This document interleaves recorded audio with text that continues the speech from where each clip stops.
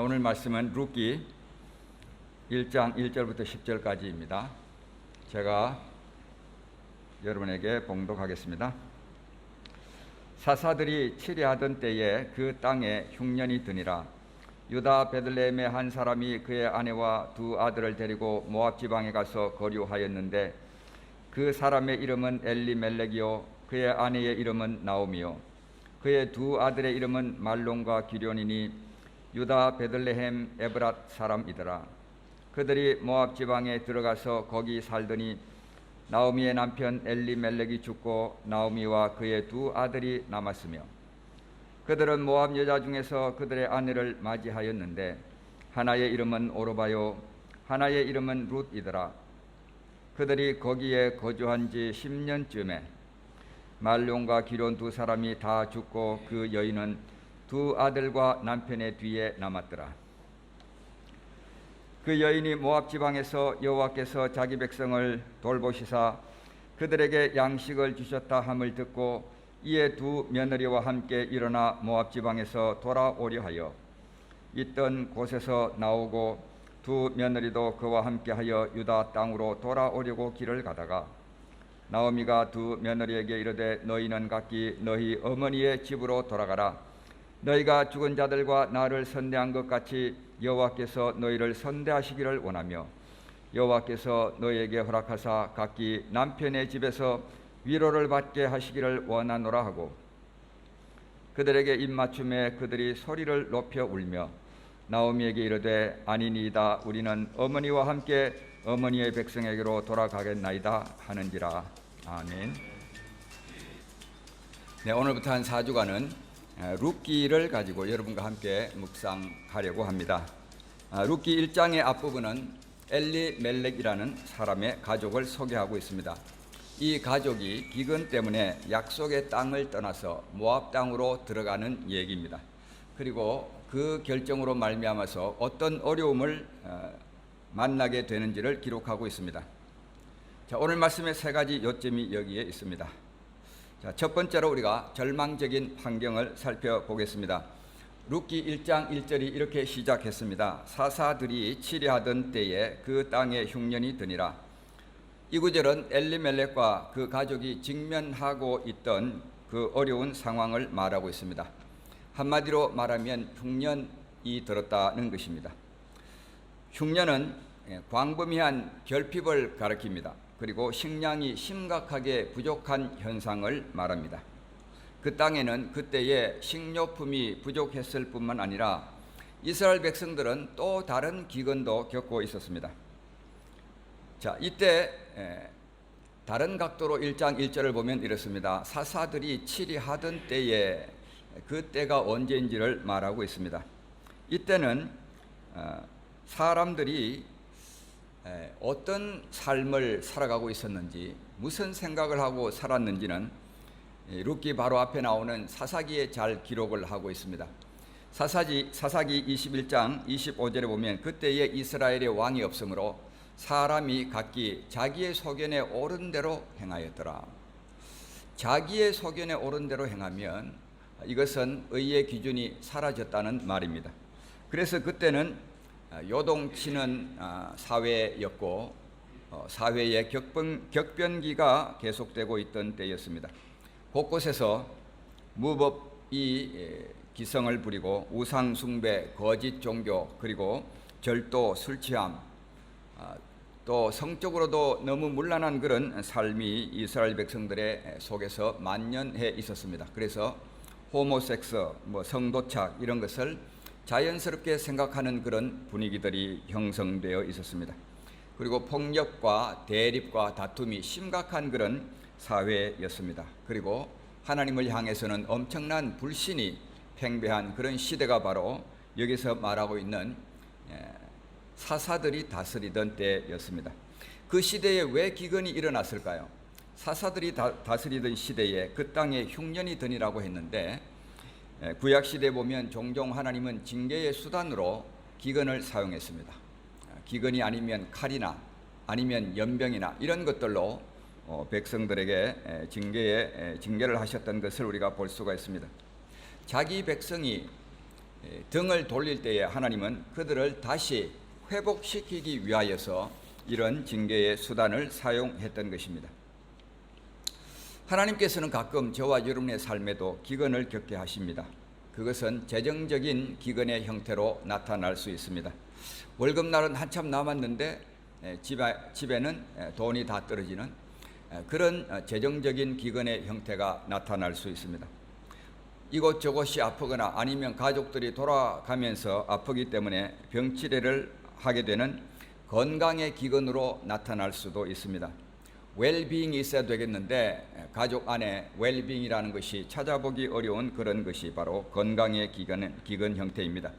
또 다른 기근은 영적인 기근도 우리에게 나타날 수 있습니다. 하늘이 닫히고 하나님의 음성이 들리지 않는 영적으로 공고한 이런 삶이 저와 여러분에게 지속이 될 수 있는 것입니다. 어떤 형태를 취하든 간에 이런 것이 바로 우리의 삶의 기근입니다. 자, 하나님께서 기근을 보내시는 이유는 한 가지입니다. 이런 때에 하나님께로 돌이키기를 주님은 원하십니다. 그런데 잘못하면 이런 기근 때에 우리는 오히려 더 나쁜 결정을 내릴 수가 있다는 것입니다. 그것이 바로 오늘 이 엘리멜렉 가족을 통해서 하나님께서 저와 여러분에게 주시기를 원하는 교훈입니다. 기근은 하나님께서 저와 여러분을 돌이키기 원하시는 때입니다. 그리고 그 기근은 하나님이 저와 여러분을 고치기를 원하시는 그런 때입니다. 기근을 겪을 때에 어떤 반응을 나타내느냐, 이것이 우리들에게 축복을 가져올 것인가 아니면 흉년을 맞이할 것인가, 그것을 좌우하는 심각한 결정이 된다는 사실을 우리가 기억을 해야 되겠습니다. 자, 두 번째 위험한 선택입니다. 절망적인 환경에 대해서 엘리멜렉의 반응은 올바르지 못한 반응을 했습니다. 이 기근 경험에서 그의 가족이 선택한 데는 세 가지 실수가 있습니다. 자, 룻기 1장 1절 말씀을 다시 봅니다. 사사들이 다 치리하던 때에 그 땅에 흉년이 드니라. 유다 베들레헴의 한 사람이 그의 아내와 두 아들을 데리고 모압 지방에 가서 거류하였는데, 첫째로 그들이 잘못 결정한 것은 약속의 땅을 떠나는 결정을 했다라는 것입니다. 그래서 모압 지방에 가서 거기서 거류하였다, 이렇게 성경은 기록하고 있습니다. 자, 엘리멜렉은 기근이 있으니까 여기서는 더 이상 살 수 없다고 생각을 했습니다. 그리고 선택한 것이 그는 유다 베들레헴을 떠나서 모압 지방으로 갔습니다. 자, 저기에 유다 베들레헴이라는 데 색깔이 되어 있습니다. 유다라는 말은 찬송이라는 뜻입니다. 베들레헴은 떡집이라는 뜻입니다. 그런데 지금 현재 이 두 곳에는 이 이름에 걸맞지 않는 상황이 연출되고 있었습니다. 떡집에는 더 이상 떡이 없습니다. 그리고 유다 땅에는 더 이상 찬송의 이유가 존재하지 않는 그런 땅이 되었습니다. 자, 지리적인 장소가 이렇게 이름값을 못하는가 하면 사람도 이름값을 못하는 경우들이 많이 있습니다. 자, 여기 나오는 엘리멜렉, 유다 베들레헴에서 한 사람이 그의 아내와 두 아들을 데리고 모압 지방에 가서 거기서 살았다고 했는데, 이 사람의 이름이 이후에 보면 엘리멜렉으로 나오고 있습니다. 이 엘리멜렉이라는 이름은 내 하나님은 왕이시다 라는 뜻입니다. 엘이라는 것은 이스라엘 백성들 이름에 많이 나오는데 하나님이라는 뜻입니다. 자, 내 하나님은 왕이시다 라는 이름을 가지고 있는 이 사람이 만약에 그의 삶이 이런 이름값을 반영을 했다면 하나님께 대한 믿음을 보여야 했습니다. 그래서 기근이 있지만 이 삶의 골짜기는 오래가지 않을 것이다, 하나님은 분명히 자기 백성을 돌보실 것이다, 그런 믿음을 가졌어야 됐습니다. 그런데 그가 내린 결정을 보면 그런 믿음을 전혀 갖지 못했다는 것을 우리가 상상할 수가 있는 것입니다. 더구나 엘리멜렉에게는 보아스라는 가까운 친척이 있었습니다. 그래서 이 룻기를 계속 읽어 나가다 보면 2장 1절에 나오미의 남편 엘리멜렉의 친족으로 유력한 자가 있으니 그의 이름은 보아스더라 라고 하고 있습니다. 자, 여기에 나오는 유력한 자라는 것을 영어 성경에 보면 A man of great wealth라고 했습니다. 거부였다라는 것입니다. 이 사람은 엄청나게 큰 부자였습니다. 그런 친척이 바로 옆에 살고 있는데, 그래도 엘리멜렉은 모압 땅으로 내려가는 그런 결정을 내렸다라는 사실입니다. 이것이 지금도 저와 여러분에게 수없이 반복되는 일이기도 합니다. 저와 여러분은 그리스도인이라는 이름을 가지고 있습니다. 무슨 뜻일까요? 예수님을 닮은 사람들, 또 예수님을 따르는 사람들이라는 뜻입니다. 그런데 우리가 그리스도인이라는 이름을 가지고 있지만 예수님을 따르기보다는 세상을 따르려고 하지 않느냐는 것입니다. 우리 입으로는 주님이다 부르고 신앙을 말하는데 실제의 삶은 주님과 영 관계없는, 주님을 떠나는 그런 삶을 살고 있는 것이 많은 사람들의 삶에서 현실입니다. 그리고 그것이 얼마나 큰 위험을 가지고 올지에 대해서 전혀 생각이 없이 살아가고 있다는 것입니다. 자, 엘리멜렉은 기근을 당하여서 약속의 땅을 떠나는 결정을 내렸습니다. 그가 내린 두 번째 결정, 자, 1장 1절 말씀에 보면 제일 마지막에 두 아들을 데리고 모압 지방에 가서 거류하였다. 이 모압이라는 곳은 이방 땅입니다. 이스라엘을 떠나 모압으로 가는 것은 하나님이 주신 아주 명확한 그 명령을 거스리는 그런 일입니다. 하나님께서 이스라엘 백성들에게 분명하게 명령한 것이 있습니다. 여호수아 23장 7절, 12절, 13절에 보면 두 가지 명령을 합니다. 이방 민족 가운데로 들어가지 말라, 첫째입니다. 두 번째는 이방 민족과 절대로 혼인하지 말라. 혼인하게 되면 많은 괴로움을 겪을 것이다. 그렇게 하나님께서 이스라엘 백성들에게 명령하셨습니다. 자, 엘리멜렉은 하나님이 명백하게 금하신 것, 이방 민족 모압으로 가는 그 선택을 했다라는 것이 그의 삶의 위험한 선택이었습니다. 엘리멜렉처럼 자신이 받은 유업의 땅을 떠나는 것은 하나님에 대한 신앙을 부정하는 것과 같은 행위였습니다. 하나님을 떠나서 하나님이 없는 세상으로 가겠다라는 그런 결정인 것입니다. 자, 엘리멜렉은 이방 민족 중에 들어가지 말라라고 한 이 명령을 어겼을 뿐만 아니라 두 번째, 더불어 혼인하지 말라고 한 이 명령도 어겼습니다. 그래서 엘리멜렉의 두 아들은 이방 여인들과 결혼을 했습니다. 그것이 룻기 1장 4절에 나오는 말씀입니다. 자, 모압 여인 중에서 그들의 아내를 맞이했는데 하나의 이름은 오르바고 다른 하나의 이름은 룻이더라고 성경은 말하고 있습니다. 자, 이것은 이스라엘에 머물러 있었더라면 피할 수 있는 일이었습니다. 우리가 하나님을 떠나게 될 때에 우리는 환경의 지배를 받을 수밖에 없습니다. 우리 신앙이 아무리 좋든 간에 우리가 들어가 있는 그 환경에 지배를 받게 되어 있습니다. 기업에 들어가면 기업 문화의 지배를 받게 되어 있습니다. 우리가 어쩔 수 없이 생계를 이어가는 그런 수단으로서 회사들을 섬기고 있습니다. 그런데 우리가 할 수 없는 상황은 어쩔 수가 없습니다. 그런데 우리가 선택할 수 있는 사항이 있다면 우리는 약속의 땅을 떠나는 그런 결정을 내리지 말아야 하는 것입니다. 그런 선택은 대단히 위험한 선택입니다. 자, 약속의 땅을 떠나는 결정, 그리고 이방 땅에 머무는 결정, 이방 땅으로 가는 결정, 세 번째는 이방 땅에 머무는 결정을 했는데 그것을 우리가 1장 2절에 보면 거기서 살더니라고 하였습니다. 그들이 모압 지방에 들어가서 거기 살더니 엘리멜렉의 가족은 모압에 정착을 했다는 말입니다. 원래 엘리멜렉의 의도는 이것이 아니었습니다.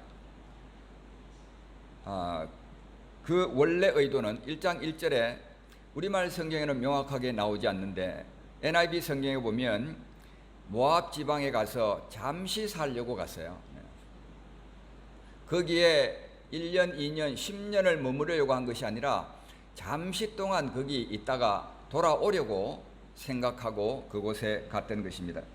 잠시 얼마 동안 머무르려고 했던 그 결정이 몇 주가 한 달이 되고 한 달이 몇 달이 되고 몇 달이 몇 년이 되고 10년이 지나가는 그런 세월로 바뀌어지게 됐다라는 사실입니다. 우리가 읽었던 4절 말씀에 보면 그들이 거기에 거주한 지 10년쯤에 라고 말하고 있습니다. 잠시 머물려고 했던 것이 10년이라는 세월을 훨씬 지나가게 되었던 것입니다. 그들이 정신을 차리고 보니까 10년이라는 세월이 지나갔다라는 사실입니다. 그들이 생각했던 것보다는 훨씬 더 멀리 주님을 떠나왔다라는 것을 이 말씀은 우리에게 보여줍니다. 자, 이 같은 사실은 죄의 속성을 저와 여러분에게 잘 보여주고 있습니다. 죄라는 것이 속이는 성질이 그 속에 들어 있습니다. 예를 들면 이런 경우입니다. 우리가 주일 예배, 수요 예배, 그리고 또 뭐 있죠? 네. 구역 예배, 뭐 이런 게 있습니다. 그러면 생각해 보니까 야, 일주일에 3번이나 예배에 참석하는 거 너무 많다. 그러니까 어떻게 하루쯤은 빼고 내가 하고 싶은 일을 좀 해야 되겠다. 그러면 이제 잘 생각해 보고 수요일 날을 이제 빼고 우리가 하고 싶은 일을 합니다. 자, 그런데 눈치채지 못하는 사이에 그러다 보니까 구역 예배 가는 것도 좀 부담이 되기 시작합니다. 그러면 구역 예배도 좀 접어야 되겠다. 이렇게 합니다. 그렇게 해서 좀 익숙해지면 주일날 한번 교회 가는 것이 상당히 부담스러워집니다. 거기 가면 노이다에서 오시는 분들은 거의 오전 오후까지를 다 잡아먹어야 되는, 그때에 차라리 유튜브나 이런 거 하나를 보고 오고 가는 시간 세이브하면 얼마나 좋겠나, 이런 생각들을 합니다. 자, 처음부터 그런 의도는 아니었습니다. 우리가 하다 보면 작은 것이 조금씩 발전해서 점차로 우리는 이런 삶으로 들어가게 되는 것입니다. 우리가 시간을 아껴 사용하는 것 좋습니다. 그런데 우리가 아무리 시간을 아껴서 잘 사용하더라도 그것은 자기 성취를 이룬다고 할지라도 하나님 없이는 공허한 삶만 남게 된다는 것을 우리는 기억해야 합니다. 영적인 일을 위해서 쓰는 시간은 결코 아까운 시간이 아닙니다. 죄는 여러모로 우리를 속입니다. 어떻게 속입니까? 우리가 모압에 있으면서도 모압에 있는 줄을 알지 못합니다. 세상으로 한참 나갔는데도 세상에 들어가 있는지를 깨닫지 못하게 되는 그런 속임수가 저와 여러분에게 있는 것입니다. 그것은 반드시 물리적으로, 육체적으로 뭐 거기에 자리했다, 참여했다, 그런 것을 말하는 것이 아니라 우리는 얼마든지 영적인 색채를 내면서도 우리 마음으로는, 영적으로는, 속으로는 세상 속에 들어가 있을 수가 있는 것입니다. 또 모압에 있으면서도 그것이 얼마나 위험한지를 잘 모릅니다. 그게 앞으로 내 삶에 어떤 결과를 가지고 올 것인지에 대해서 우리는 잘 생각을 하지 못하는 것입니다. 한 번, 두 번 순종을 연기하면서도 신앙생활 잘하고 있다고 우리는 스스로 속는 그런 경우들도 있습니다. 돌이키지 않으면서도 신앙생활이 잘 되고 있다고 느끼는 그런 속임 속에 우리가 살아갈 수도 있는 것입니다. 자, 이 위험한 선택, 약속의 땅을 떠나는 선택, 그리고 이방 땅으로 들어가는 선택, 그리고 거기에 머물러 있었던 선택, 이러한 선택의 결과는 가혹한 그런 결과를 이 가정에 몰고 왔습니다. 2절 말씀 우리가 보면 엘리멜렉이 가족을 이끌고 모압으로 가기 전에 그의 마음은 이미 하나님으로부터 떠나 있었다는 것을 알 수 있는 대목이 있습니다. 그 두 아들의 이름이 나옵니다. 말론과 기론이라는 두 아들의 이름이 나옵니다. 자, 이 말론과 기론이라는 이름의 뜻을 우리가 생각해 보면 이렇습니다. 말론은 아픈, 병약한 이런 뜻입니다. 그리고 기론이라는 뜻은 황폐함이라는 뜻입니다. 보통 이름은 아들이 태어날 때 지어주는 것입니다. 자, 이 두 아들의 이름을 이렇게 지었다는 것은 결국은 그 아버지나 그 아들이 환경에 지배당한 희생물이 되었다는 것을 암시합니다. 다시 말하면 그것은 아비멜렉이 하나님을 믿지 않았다, 섭리하시는 하나님을 믿지 않았다라는 뜻이기도 합니다. 그래서 아들의 이름을 그렇게 지었다면 자신의 삶에서 그런 어려움이 생겼거나 아니면 아들에게 그런 어려움이 생겼거나 그렇기 때문에 이름을 그렇게 지어줬던 것입니다. 그렇게 본다면 엘리멜렉은 모압으로 가기 이전에 이미 하나님과 상당히 떠나 있는 그런 삶을 살았다는 것을 우리가 유추해 볼 수가 있습니다. 자, 이런 하나님의 그 징계하심이 이 가정에 있었다라는 것을 볼 수 있고, 둘째로는 이 가정에 사망이 찾아온 것을 볼 수 있습니다. 3절과 5절 말씀에 보면 그들이 거주한 지 10년쯤에 말론과 기럨 두 사람이 다 죽었다라고 나오고 있습니다. 자, 모압에 가서 얼마 지나지 않아서 엘리멜렉이 죽습니다. 나오미의 그 남편이 죽는 일이 생겼습니다. 그리고 10년 후에는 두 아들도 죽게 되는 일이 발생을 했습니다. 하나님께서 가족을 돌아오게 하시기 위해서 최종적인 징계의 수단으로 사용한 것이 바로 이 죽음이었다는 사실을 우리가 기억해야 합니다. 베들레헴에 일어난 기근은 백성들로 하여금 하나님께로 돌아오도록 하기 위한 조치였습니다. 두 아들이 질병과 황폐함 속에서 태어난 것은 하나님께서 이 가정을, 엘리멜렉을 하나님께로 돌아오게 하기 위한 그런 조치였습니다. 하나님은 이 가족에게 10년이라는 밧줄을 허용해 주셨습니다. 이 밧줄을 잡을 수 있는 기회를 하나님은 주셨던 것입니다. 그런데 그 시간은 결국 다 지났고 그들은 불순종의 대가를 치러야 했습니다. 하나님은 저와 여러분을 기다려 주십니다. 그런데 하나님의 때가 되면 하나님이 일을 하십니다. 우리를 돌이키기 위한 일을 시작하시는 것입니다. 자, 위험한 선택의 결과로 이 가정에 나타나는 또 다른 현상은 여기 있습니다. 그 여인은 두 아들과 남편의 뒤에 남았더라. 말론과 기럨 두 아들까지 죽었습니다. 남편은 벌써 이전에 죽었고 두 아들이 죽고 이제 여인은 두 아들과 남편 뒤에 남았습니다. 누가 더 남아 있을까요? 나오미와 과부가 된 며느리들 둘만 남았습니다. 그 당시의 사회상으로 보면 가장 가난한 삶을 살아가는 사람이 누구였냐 하면 아들이 없이 남아있는 과부였습니다. 아무도 돌봐줄 사람이 없는 그런 사회 계층이었다라는 말입니다. 이 여인들에게는 황폐함과 실망과 좌절 외에 남아있는 것이 없는 그런 아주 부정적인 상황에 남아있게 됐습니다. 불순종과 퇴보의 결과로 이들에게 남게 된 것은 새 무덤 밖에는 없었다라는 얘기입니다. 남편의 무덤, 두 아들의 무덤. 오늘 말씀의 제목이 새 무덤 이야기입니다. 우리가 새 무덤을 만나면 그때는 분명히 하나님께 돌이켜야 될 때다는 것을 깨달아야 합니다. 이게 하나님께서 최종적으로 우리에게 보여주시는 사인이라는 것을 우리는 분명히 알아야 되는 것입니다. 제가 제 후배 간증을 여러분에게 한두 번 한 기억이 납니다. 어느 해 제가 한국에 들어가니까 제 후배가 저를 꼭 한번 만나자고 한동안 소식이 전혀 없던 후배가 연락을 해왔습니다. 이 후배는 25년 동안 주님을 떠나서 자기 원하는 삶을 살았습니다. 그래서 교제권이 있는 도시를 떠나는 결정을 처음에 내렸어요. 그것이 첫 단추였습니다.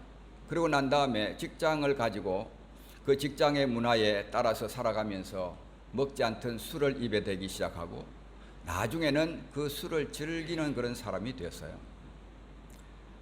그런데 하나님께서 이 형제에게 돌이키기를 원하는 사인을 몇 차례 주셨습니다. 그 형제 간증에 하면은 첫째는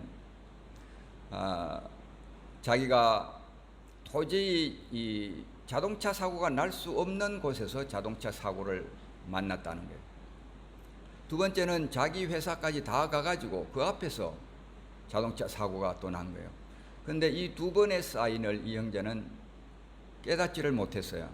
세 번째 찾아온 사인이 반신불수가 자기에게 찾아오는 그런 사인이었습니다. 그때서야 이 형제는 이게 하나님이 나에게 징계하시는구나, 그것을 깨닫게 되었습니다. 그리고 하나님께 돌아오는 그런 결정을 내렸습니다. 하나님은 저와 여러분에게 한 번, 두 번의 기회를 주십니다. 또 세 번째 말씀하십니다. 그때가 우리가 하나님께 돌아와야 될 때입니다. 남편이 죽었을 때에 나오미는 그 가정은 생각을 해봤어야 했습니다. 왜 우리에게 이런 일이 찾아올까? 두 아들이 죽었을 때에 왜 이런 일이 생겼을까? 생각해 보았어야 했습니다. 하나님은 그런 사인들을 통해서 저와 여러분에게 주님께로 나아올 수 있는 기회를 주고 계시는 것입니다. 자, 이 이야기의 끝이 여기까지라면 슬픈 이야기입니다. 그런데 이 이야기의 끝은 여기가 아니고 하나님께서 변화를 주시기 시작하십니다.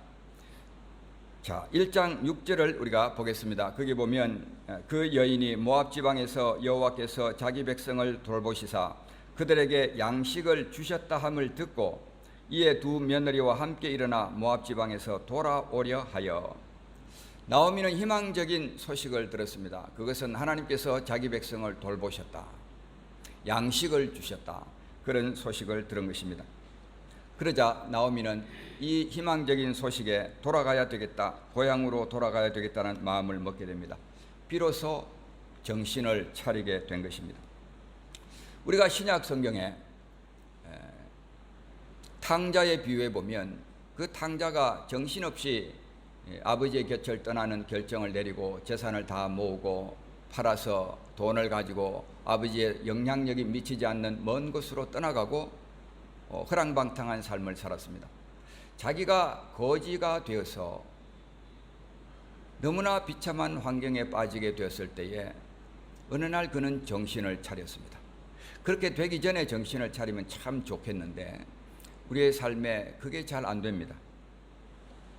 그래서 누가복음 15장 17절에 보면 이렇게 얘기를 하고 있습니다. 스스로 돌이켜 이르되. 저기 스스로 돌이켰다는 것을 새번역이나 현대인의 번역에서는 그제서야 제 정신이 들어서 이렇게 다 번역을 했습니다. 제 정신이 드는 일이 하나님의 은혜입니다.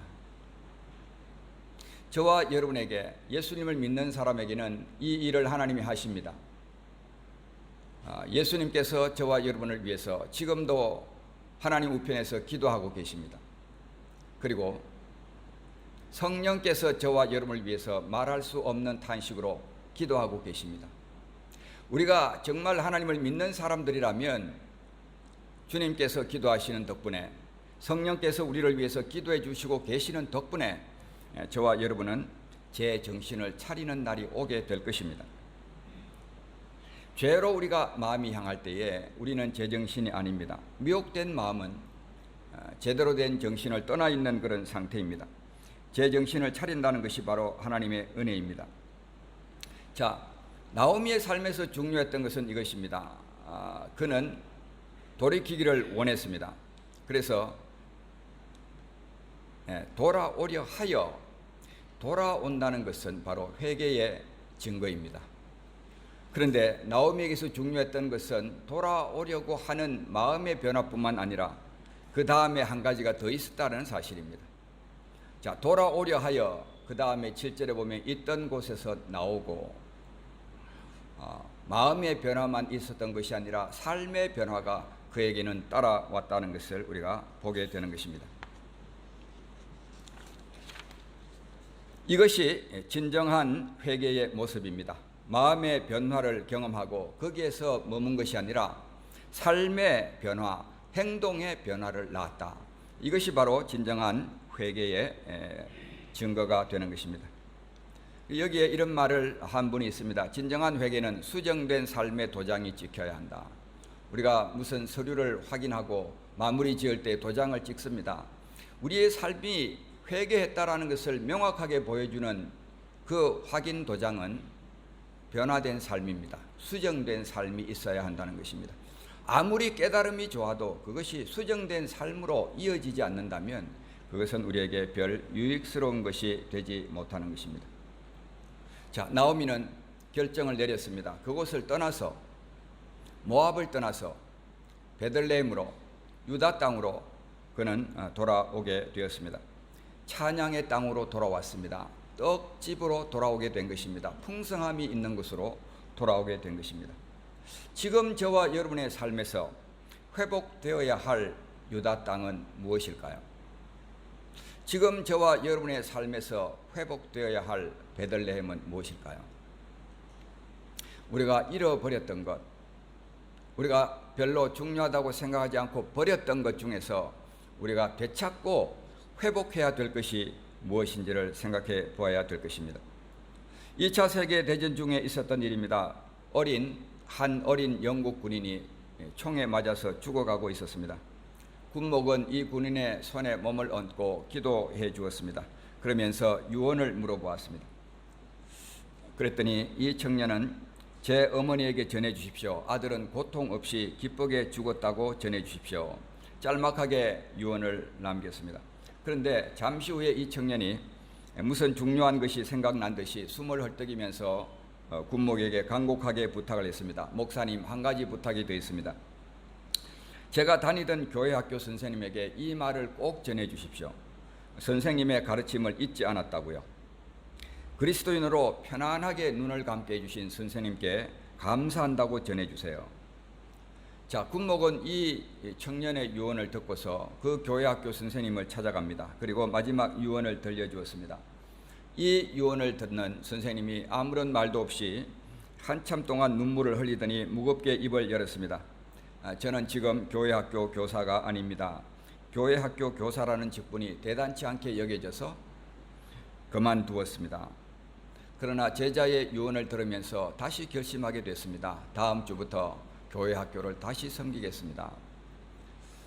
저와 여러분에게 회복되어야 할 것 여러 가지가 있습니다. 우리 개인적인 삶에 회복되어야 할 것이 있습니다. 뿐만 아니라 우리가 공동체를 위해서 회복되어야 할 것도 있습니다. 우리는 우리 개인의 유익만을 위해서 회복을 생각할 것이 아니라 공동체를 위해서도 회복을 생각하는 사람들이 되어야 되겠습니다. 오늘 말씀을 맺도록 하겠습니다. 룻기 1장 21절 말씀입니다. 내가 풍족하게 나갔더니 여호와께서 내게 비어 돌아오게 하셨느니라. 여호와께서 나를 징벌하셨고 전능자가 나를 괴롭게 하셨거늘 너희가 어찌 나를 나오미라 부르느냐 하니라. 나오미는 풍족하게 나갔다가 빈손으로 돌아왔다고 지금 고백을 하고 있습니다.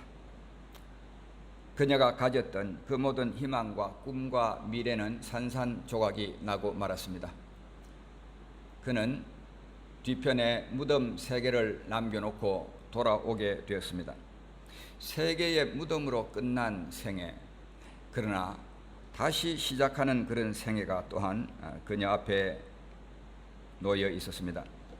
우리가 분명히 오늘 이야기를 통해서 기억해야 될 것은 잘못된 선택에는 대가가 따른다라는 사실입니다. 나중으로 미루지 말고 지금 결정하는 것이 훨씬 대가를 덜 치르는 길입니다. 오염된 땅에 머물러 있는 것은 위험한 일입니다. 빈손 인생이 되지 않으려면 오늘 지금 우리가 결단을 내리는 것이 필요한 것입니다. 오늘 3가지 요점이 있었습니다. 엘리멜렉은 절망적인 환경을 만났습니다. 자, 이 절망적인 환경을 저와 여러분도 만날 수가 있습니다. 우리의 삶에도 기근이 찾아올 수가 있는 것입니다. 그러면 우리에게 필요한 반응은 무엇일까요? 이것을 부정적인 시야로 보아야 할까요? 믿음의 시야로 보아야 할까요? 하나님께서 기근을 보내실 때에 다른 한편의 희망을 남겨두십니다. 우리가 사망의 음침한 골짜기로 다녀도 거기에 햇볕이 있습니다. 엘리멜렉에게는 보아스라는 친족이 남아 있었어요. 믿음의 시야로 보면 얼마든지 희망을 가질 수 있는 환경이 있었다는 것입니다. 더구나 저와 여러분이 당하는 어려움들은 하나님께서 복을 주시는 통로입니다. 모든 것이 합력하여 선을 이루느니라. 하나님은 그것을 바꾸실 수 있는 하나님이십니다. 어떤 시야를 가지느냐가 어떤 결정을 내리느냐에 지대한 영향을 미치는 것입니다. 그런데 불행하게도 엘리멜렉은 위험한 선택을 했습니다. 자, 우리가 발붙이고 살아야 할 땅이 어디일까? 그게 유다 땅일까? 베들레헴일까? 아니면 모압 땅일까? 삶의 어려움이 있을 때에 저와 여러분은 어떤 선택을 하십니까?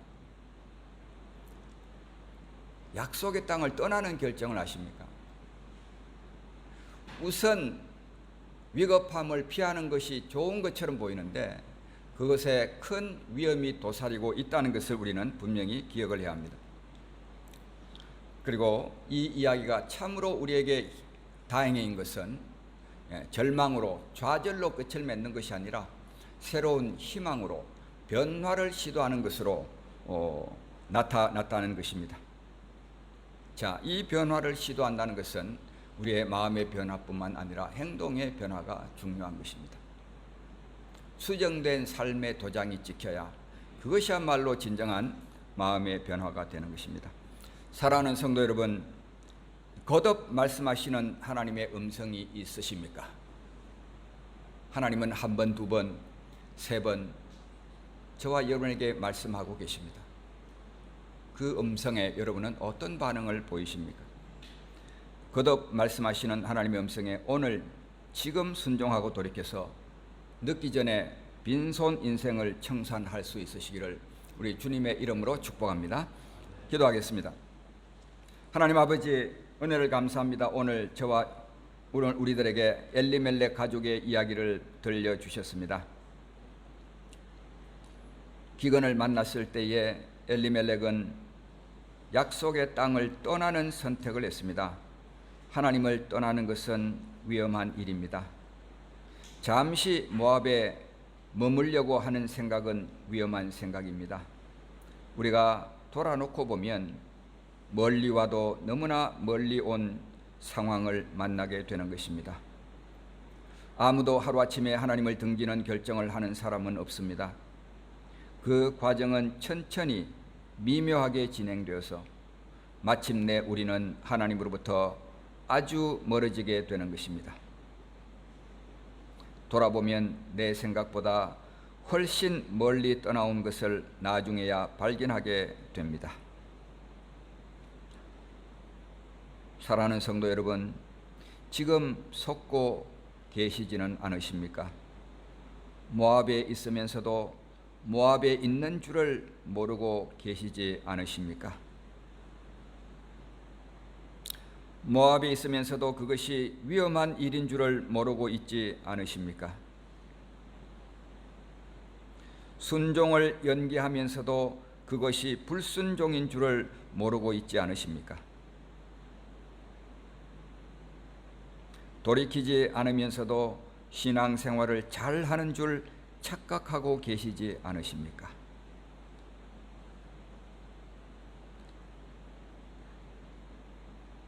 빨리 유다로 돌아와야 합니다. 베들레헴으로 돌이켜야 합니다.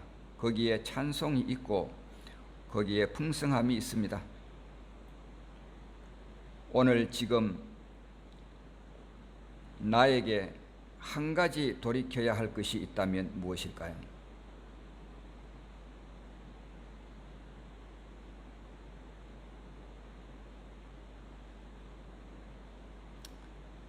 우리는 엘리멜렉이라는 이름을 지닌 사람들입니다. 내 하나님은 왕이시다. 이 이름에 걸맞는 삶을 살아야 합니다. 사랑의 하나님 아버지, 우리가 정신 차릴 수 있게 하여 주시옵소서. 돌아설 수 있게 하여 주시옵소서. 죄를 죄라고 인정할 수 있게 하여 주시옵소서. 창기의 마음을 버리게 하시고 사랑의 아들의 영을 우리에게 부어 주시옵소서. 우리 마음으로 내 하나님은 왕이시라고 고백할 수 있게 하여 주시옵소서. 빈손 인생이 아니라 풍성한 삶을 살아가는 은혜를 베풀어 주시옵소서. 예수님의 이름으로 간절히 기도하옵나이다.